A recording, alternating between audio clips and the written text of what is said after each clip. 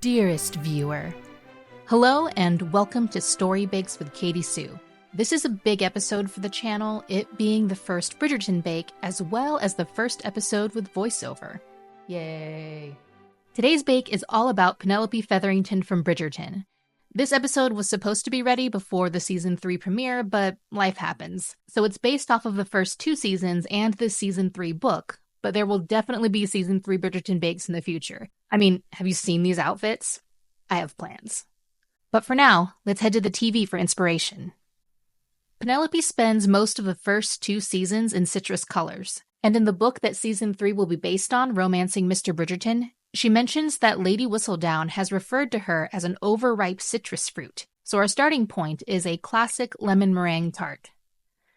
By the time this airs, the first half of season 3 will be out, so we'll know if this happens in the show. But in Romancing Mr. Bridgerton, Lady Danbury says to Penelope, "Isn't it nice to discover that we're not exactly what we thought we were?"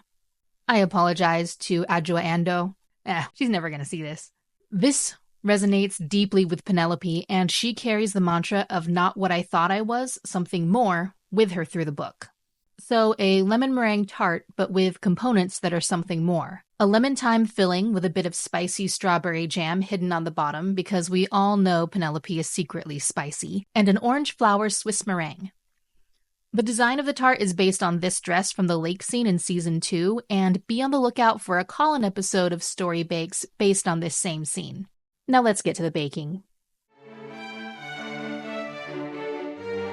For the tart crust, in the bowl of my stand mixer, I'm going to combine 240 grams of cake flour, 35 grams of almond flour, 85 grams of powdered sugar, and a pinch of salt. In goes 113 grams of cold butter cut into cubes, and mix with the paddle attachment until it has a sandy, almond floury texture like so. Then we're going to add in a beaten egg, and mix just until the dough comes together. I only need half of the recipe for these tarts, so I'm going to wrap the other half and freeze it to use later. I'm using 3mm sticks to help me roll the dough out evenly, and then I transfer it to a baking sheet and pop it in the freezer for about 15 minutes or until it firms up and is easier to handle. Throughout the dough making process, if it gets sticky or hard to handle, toss it in the fridge or freezer for a few minutes to firm up. After it's chilled, I cut the dough using the tart rings as a cookie cutter. These are 80mm or a little over 3 inches. Now if you want to get serious about tart baking, and who doesn't, get some perforated tart rings and a perforated baking mat. They help the hot air circulate more evenly and you get a more even bake, and they're pretty cool. So once the bottoms of the tarts are in, I like to press the dough lightly so that it reaches the sides of the rings and there are no gaps. Now it's time to re-roll the scraps, chilling as needed if the dough gets too sticky. I like to use these sticks that I have as a guide to cut out strips for the sides of the tarts. They're just a few millimeters taller than the rings, so it works out great. You don't need a perfectly straight edge on this, but I like having the guide because they're about the right height. So count to make sure we have enough strips. You want at least one more than the number of rings, then pop them in the freezer until they're firm but still bendable, about 20 minutes. We place the chilled strips in the tart rings and trim any excess, or use bits of the extra strip to fill in any gaps. I then arrange any remaining dough scraps in between the rings. These will be important later. The dough goes in the freezer for about half an hour, then we trim the tops with a sharp knife. These scraps also go on the baking sheet, not in the trash. I like to dock the bottoms of the tarts with a fork because sometimes those bottoms get a little puffy. They go in the freezer again for half an hour, and we preheat the oven to 335 degrees Fahrenheit or about 170 degrees Celsius. My oven lies to me, so I set it for 315. These particular rings that I have shouldn't be heated above 356 degrees Fahrenheit, so an oven thermometer is a good idea to make sure it isn't too hot. But you could also just use metal rings, and then you don't have to worry about that. So bake them for 20 minutes, then take them out and eat one of the very important Katie snacks.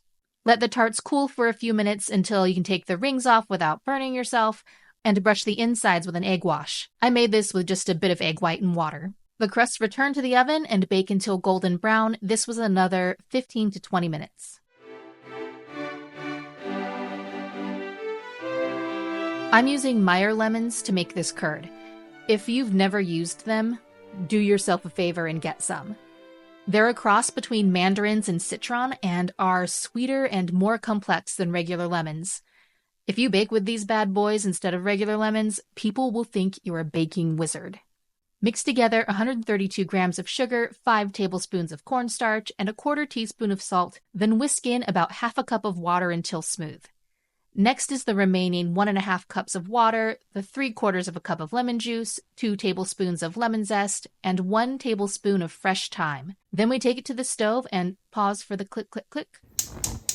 Oh yeah. Stir it over medium heat until it thickens and starts to bubble. Add a few ladlefuls of the hot mixture to 3 egg yolks, stirring after each addition. By slowly heating up the yolks like this, we run less risk of scrambling them. Combine everything back together and take it back to the stove and cook until big bubbles rise and pop. Strain the curd to get any accidental scrambled eggs and other lumps out so the curd is smooth. Now, normally we would add 2 tablespoons of butter in now, but I forgot. But you don't. You stir it in now. I also added just a touch of orange food coloring to deepen the color. Cover it, making contact with the surface of the curd so it doesn't form a skin, and set it aside to cool to room temperature before refrigerating. Here's where I remembered to stir in the butter before chilling. Thankfully, it was still warm enough to melt the butter, it just took a little while. Now, this is about half a cup of the reduced strawberry puree I had left over from the egg tart, and we're just going to whisk in 1 tablespoon of sugar and a heaping quarter teaspoon of gochugaru or Korean chili flakes. You can also use cayenne or another chili if you like. I had this in the cupboard and I wanted to use it. Set it aside. Super simple.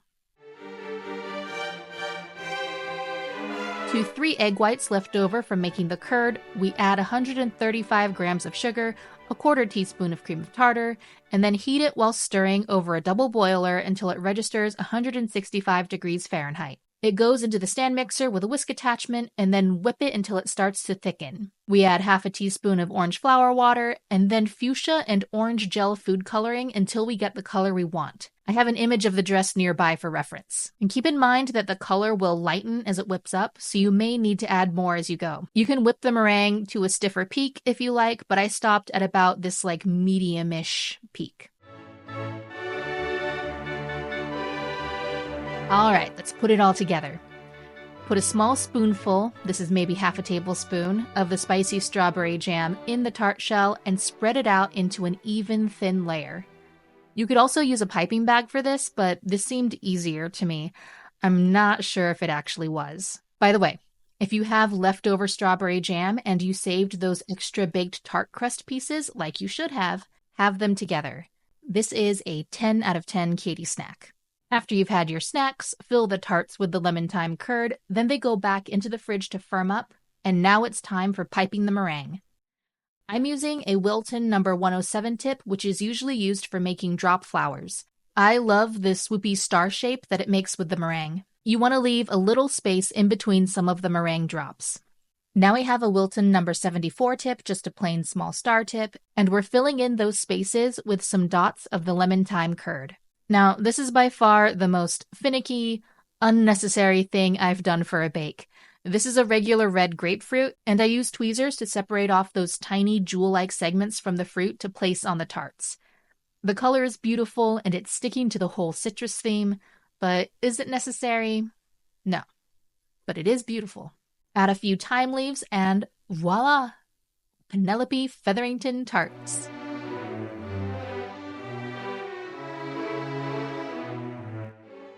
I'm really happy with how these turned out. This is actually my second time making these because the first ones were not very pretty. And look at that, I'm getting better at cutting cross sections.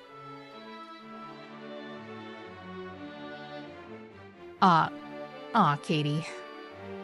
It's a work in progress. Now, these are very lemony, but the thyme does come through.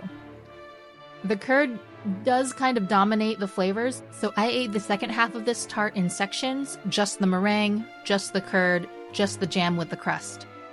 The meringue has a subtle floral flavor, it's not overpowering, and the jam has just a hint of heat. I like the super lemony flavor, especially when using the Meyer lemons, but you could use less lemon juice and zest if that's not really your thing. Hit the like button if you want to see more Bridgerton bakes. The Colin bake from this scene is coming soon.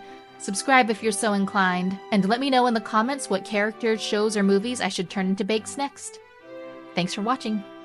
Alright, now that this video is finally out in the world, I'm gonna go watch the first half of season 3.